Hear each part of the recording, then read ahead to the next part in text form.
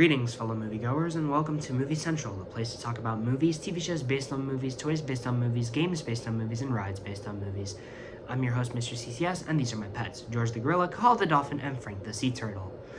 Now, I don't think since the remakes of Dracula, Frankenstein, and the Mummy did anyone expect something like this to come around, but we live in a world where this movie exists, so I guess I gotta talk about it. Before we do, however, let's talk about the very messy production history that this film has, because it's a lot. It's important to note that after the original Wolfman from 1941, the only other extremely iconic movie with a werewolf was An American Werewolf in London, which was a critical darling after its release in 1981, a full 40 years after the original. By 2006, Universal expressed interest in a remake of the classic 1941 film with Benicio del Toro in the starring role. Del Toro is a huge fan of the original, collecting memorabilia from the film as a pastime, so it makes sense to have his involvement in the movie. The screenplay was written by Andrew Kevin Walker, writer of Seven, who adapted several ideas from the original but put new ideas of his own in there. Unfortunately, the movie faced a ton of production problems. First things first, the original director of the movie was supposed to be Mark Romanek, but he dropped out due to creative differences a year into production. Eventually, Joe Johnston, known for Jumanji, The Rocketeer, Jurassic Park 3, and eventually Captain America the First Avenger, became the new director, and the movie was shot from the spring to the summer of 2008 at an $85 million budget, but was forced to undergo reshoots the following year in May of 2009, which increased its budget to $150 million. Eventually, the movie finally released in February of 2010, but failed at the box office and received mixed reviews. Despite this, the movie has received a cult following since then, and is regarded as a modern horror classic for some. However, what are my thoughts? Let's talk about them today. This is the Wolfman. Even a man who is pure in heart and says his prayers by night may become a wolf when the wolfbane blooms and the autumn moon is bright. Though absent from his ancestral home of Blackmore for many years, aristocrat Lawrence Talbot, played by Benicio del Toro, returns to find his missing brother at the request of the latter's fiancée Gwen, played by Emily Blunt. He learns that a creature has links to an ancient curse, turning people into werewolves when the moon is full. To save the village and to protect Gwen, he must slay the bloodthirsty beast, but he contends with a horrifying family legacy. Honestly, why did this movie bomb back in 2010? This film's great. It's a great retelling and reimagining of something already good in the first place, and it has a lot of ambition at the same time. Honestly, this is a very underrated gem in my eyes, and one I can see myself revisiting. So let's talk about what makes this movie great as it is, and why it should be seen a lot more. Okay, I'll be honest here. I like Benicio del Toro's version of Lawrence Talbot far more than I do Lon Chaney Jr.'s version.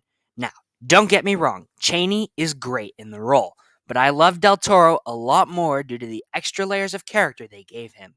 Not only is he really disturbed before he becomes the Beast, but he also looks like someone who's seen way better days. The trauma backing him really made him an interesting character, and one I wanted to stick with from beginning to end. Overall, this is one of Benicio del Toro's finest performances to me, and that is something I do not say lightly. Moving on to Gwen, she transformed from a character that was completely in the background to someone that actually felt like, a character.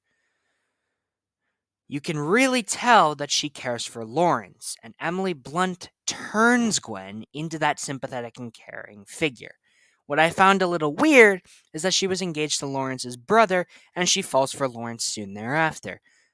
I found that kind of disrespectful to the dead and kind of forced. But other than that, I like what they did with Gwen in this movie, and I kind of prefer her over the original Gwen in a certain way.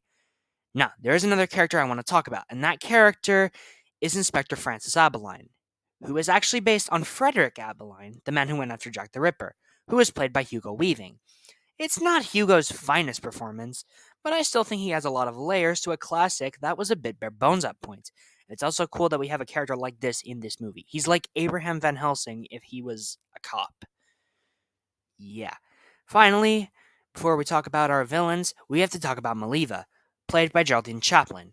She's about the same as the original version, but at the same time, the fact that she's played by a great actress like the daughter of one of cinema's finest filmmakers and comedians is a huge novelty that cannot be understated.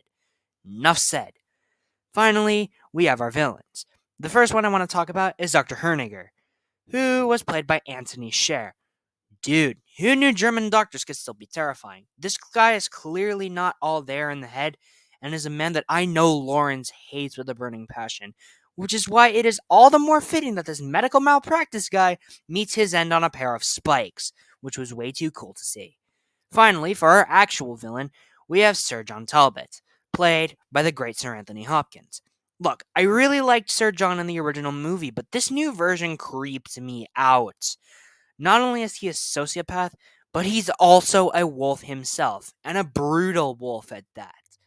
For this type of movie, I think that Sir John was the perfect villain, and Tony was the best actor to portray him. By the way, yes, I do prefer Tony as Van Helsing more. That's all I have to say. So that's all I have to say about the characters. Let's talk about the effects. Starting off with the VFX. They weren't used much, but when they were unfortunately hit or miss. The transformation effects look very obviously fake, and that's unfortunate because there was already a perfect practical transformation in An American Werewolf in London.